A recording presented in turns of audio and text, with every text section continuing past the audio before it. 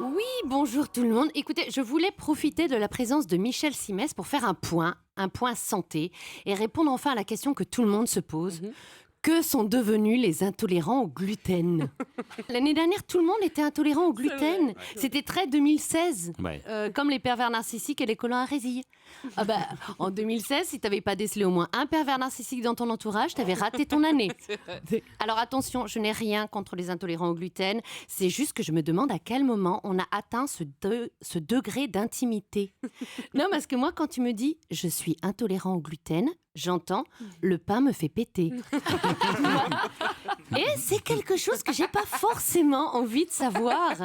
Est-ce que moi je te dis que le vin blanc me provoque des cystites? Non. Non. Mais c'est vrai. Mais je n'en parle pas parce que j'ai un minimum de classe. En parlant de classe, Michel, est-ce que vous connaissez celle du pingouin qui respirait par l'anus? Un jour il s'assoit, il meurt. Alors, elle est bien. Elle est pas de moi, mais c'est un petit cadeau pour vous, Michel, car je vous sais friand de bons mots et de galéjades. Et c'était aussi pour moi l'occasion de poser une autre question, de jeter un pavé dans la mare.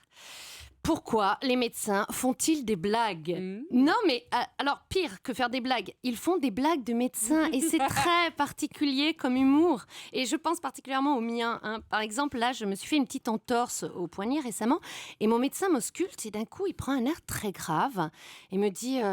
Ouh là là, dis donc Sophie, je crois bien qu'on va devoir couper le bras. alors non, il faut vraiment pas faire ça, faut arrêter. Je veux dire, ça n'avait jamais fait rire personne, une amputation. Moi déjà, quand mon coiffeur me dit je vais devoir couper 2 cm, je pleure. Donc imaginez. Non, faut vraiment qu'il arrête les blagues, mon médecin, et je tire aujourd'hui une sonnette d'alarme parce qu'en plus, depuis qu'il sait que je suis humoriste, il a redoublé d'efforts. Voyez ? Anne-Sophie, dites-moi, vous connaissez celle du... Oui, non, je la connais. Et la différence entre... Je la connais aussi. Et vous connaissez celle du... Oui, alors vous me l'avez déjà racontée et elle était déjà raciste la première fois. Alors attention, j'ai beaucoup de respect pour le corps médical, même si c'est pas forcément réciproque. Par exemple, j'ai le souvenir des infirmières de collège. Non mais c'était dingue, tu pouvais avoir n'importe quoi, elles te donnaient quoi ?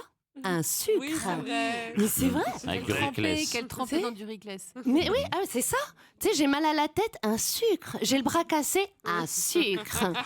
Vous, c'était le Ricless. Oui, un petit peu d'alcool de menthe, c'est ça?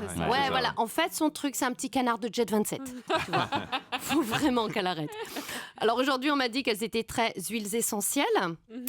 Une fracture du péroné, mets 2 gouttes de lavande sur ton oreiller, il n'y paraîtra plus. Alors voilà, écoutez, on arrive à la fin de cette chronique, mais avant de partir, je tenais à vous laisser sur une petite note d'humour, une petite dernière pour la route. C'est l'histoire d'un mec qui rentre dans un café et plouf. Voilà, c'est tout pour moi. Merci. Je viens de la comprendre. Et hop, et avec le geste, c'est encore mieux. Anne-Sophie Girard, Voilà. bravo. Merci Elle beaucoup. est dans mon spectacle. Qu'on retrouve exactement tous les mardis et mercredis à 20h au point virgule à Paris. Merci. Je vais aller la voir. Parce que si elle fait que des blagues comme ça, je vais Ah, en vous êtes prendre client. quelques-unes. Mais Eh c'est ben, terrible voilà. quand même, le pauvre pingouin. Quoi. Europe 1.